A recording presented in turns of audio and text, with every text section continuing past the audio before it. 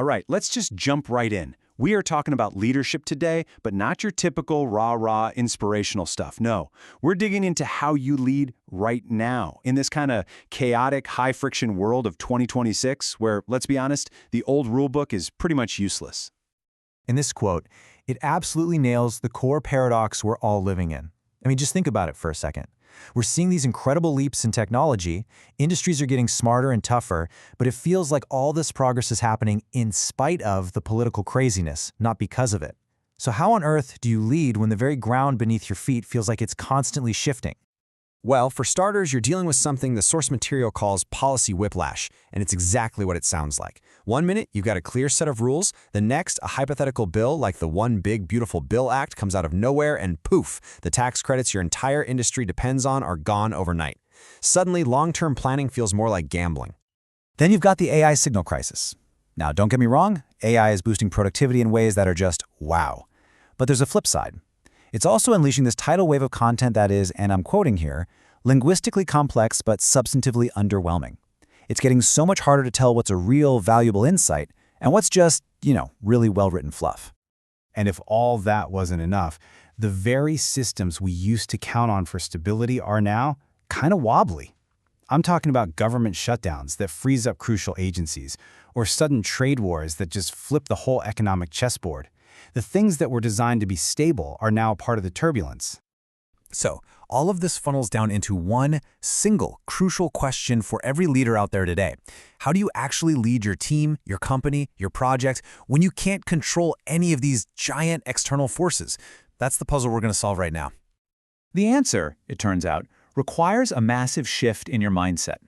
It's about moving away from an obsession with control and towards a focus on coherence.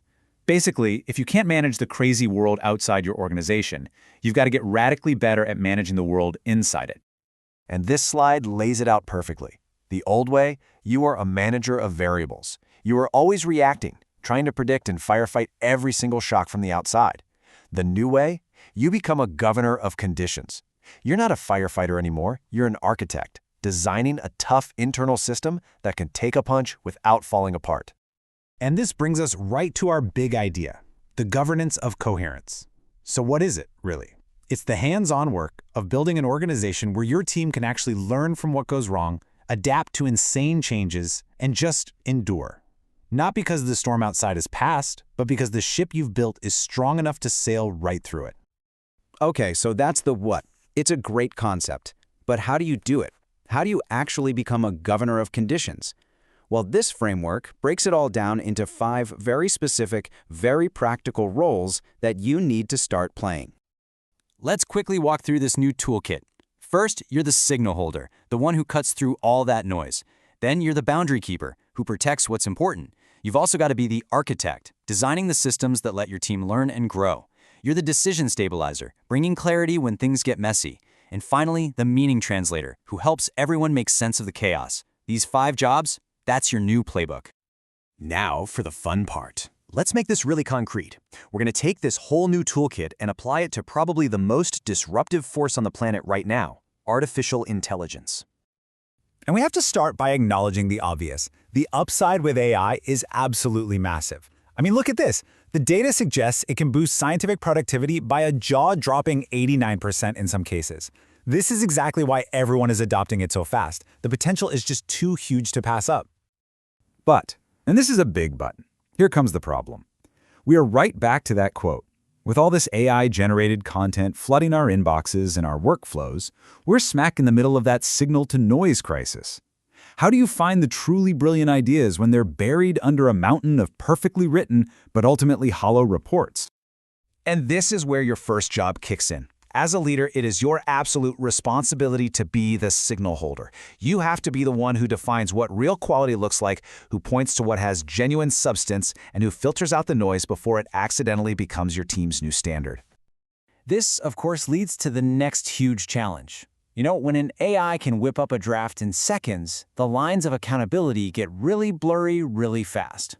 Who's actually on the hook for the final product? Where does the tool's help end and a person's professional duty begin? The answer to that tricky question lies in your second role, the boundary keeper. Your job isn't to outlaw the tools, it's to set crystal clear rules of engagement. You have to draw the lines of responsibility so that there is zero confusion. So, how do you do that, practically speaking? Well, you separate experimentation from accountability. Let people play, let them explore, but make it clear that the final work product, that's on them.